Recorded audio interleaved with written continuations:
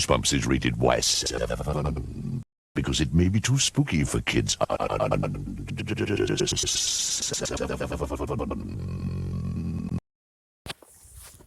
Hello, Goosebumps fans. The previous one I did actually got me to thinking, so let's do this.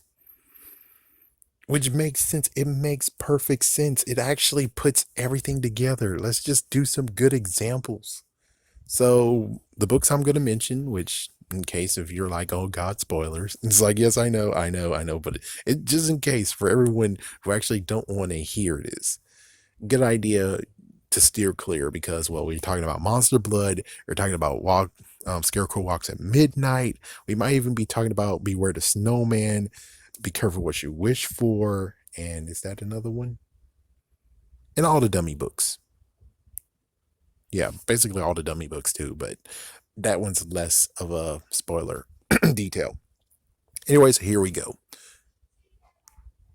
Hopefully you didn't hear that. First things first is Monster Blood.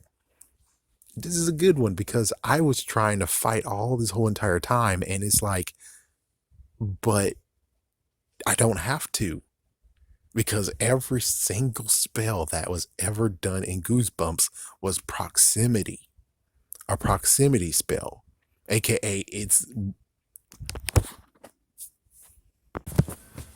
all right. So Monster Blood.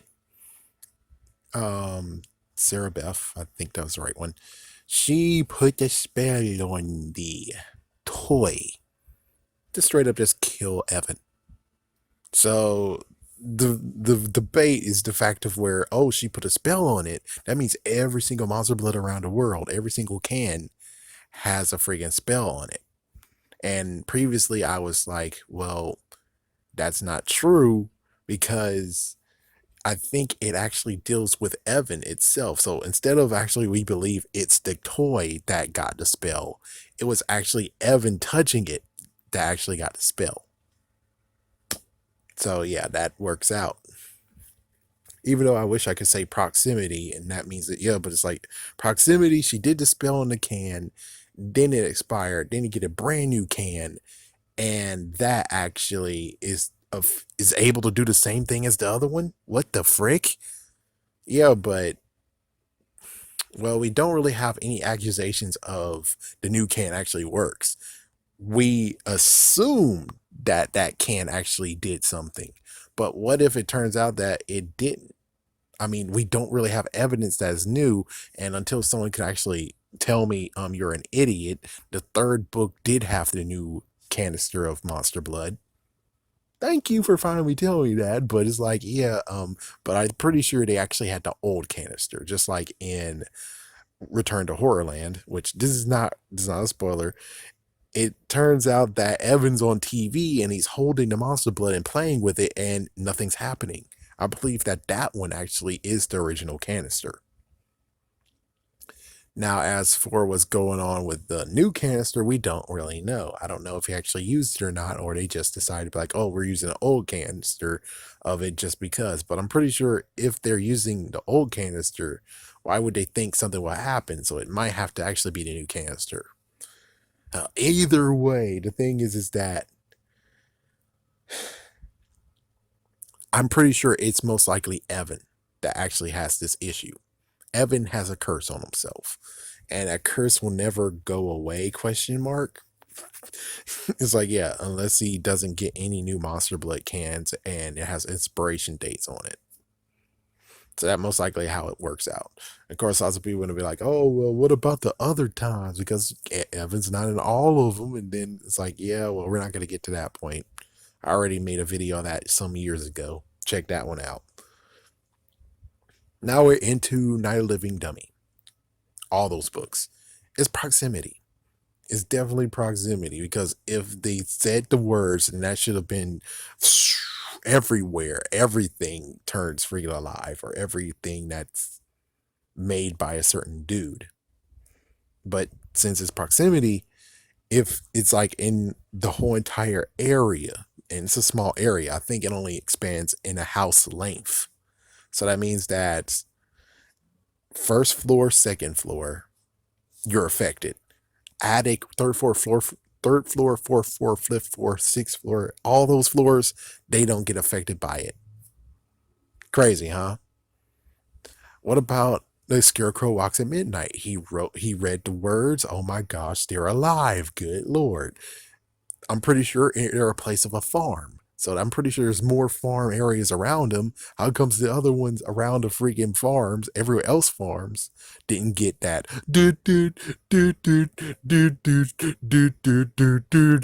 And I'm pretty sure as soon as they find out Stanley's involved with that, everyone who's around the area that having that same issue and they find out it's Stanley, he will have some freaking words to deal with all those people around here. So I'm pretty sure, yeah, that was a proximity. That means within the whole entire farm, those scarecrows got affected. There's no other scarecrows outside the farm that actually got the spell. Careful what you wish for. Same exact deal here, which the only thing that actually just have to touch upon is the fact of, well, yeah, we can go with the ending, but the ending, that doesn't matter because you cursed a person. But as for the whole thing of getting everyone to, sorry for the spoilers, but disappear, well, that's proximity, which means that whole entire city, everyone's gone. But that's just the whole entire city. It wasn't the whole entire world. See? Proximity. So in this whole entire thing, when it comes straight down to it, all the spells that were Goosebumps related were proximity. Means that there's only a decent amount of range that that spell actually will get cast to and will affect. So isn't that cool or what? So it's like, yeah, as long as you stay a decent mile away or so, you won't be affected by the spell. Isn't that awesome? It's like, yeah, oh yeah, I forgot about Beware the Snowman. Same exact deal. They enchanted a snowman and no other snowman was enchanted, question mark. Yeah, it's like it's only when, yeah, I know, sorry, but still it's like it's only when Conrad was like, hey, I'm calling my snow mafia, show yourselves. That's the only time that happened. But other than that, yeah, I'm pretty sure when it comes to all the spells Goosebumps related, they're all proximity. Yeah, it's like they only have like a certain amount of range. So that helps when it comes to the monster blood, doesn't it? It helps a lot. It's like, yeah, you can't really say anything anymore because that's proximity. That's why there was no reports of monster blood because, well, it only affected one can or one person got cursed. That's it. So everyone else doesn't have that issue except for the spin-off short story I read, which brr, not to mention the fact that we were like, oh, but monster blood for breakfast. It's like there's two options. Option A, Kermit's a freaking mafia boss now, and he knows how to freaking make monster blood and do whatever he wants it to do. Or B, this is universe 2. And it's like universe 2 has different rules than universe 1. Universe 2 erased what happened in universe 1, the original universe, where it's like, oh, well, here's monster blood 1 got enchanted, dot dot dot, yada yada yada. Then we actually, that doesn't work now. It's like, yeah, for universe 2, it's like the original monster blood book and monster blood for breakfast. Oh boy, that's gonna be a lot to deal with when it comes to talking about it in universe 2 form. Universe 1, it's fine. That's easy. That's doable.